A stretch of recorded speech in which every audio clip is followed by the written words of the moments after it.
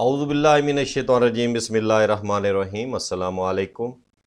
Health کے سب سے بڑے چینل میں خوش آمدید۔ میں آپ کا معالج فاضل طب ڈاکٹر محمد ارشد۔ آج میں جس نسخے پر بات کرنے لگا ہوں وہ ہے تبخیر معدہ کے متعلق۔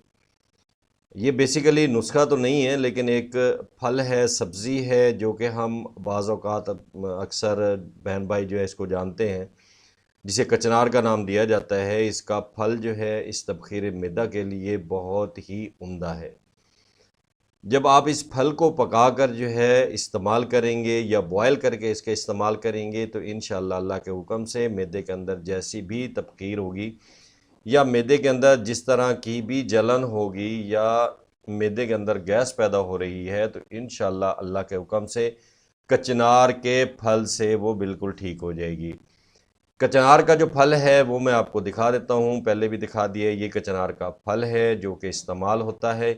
اب اس کے استعمال سے جب اسے پکا کر کھاتے ہیں تبخیر معدہ کے پرانے اور لا علاج مرض کو بھی، تبخیر معدہ کے پرانے اور لا علاج مرض کو انشاءاللہ شفا بخشتی ہے۔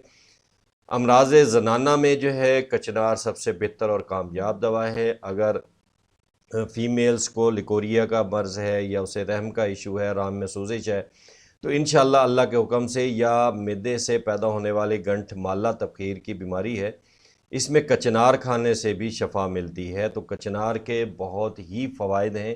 جب آپ اسے استعمال کریں گے تو انشاءاللہ اللہ کے حکم سے اس کا رزلٹ بہت عمدہ پائیں گے۔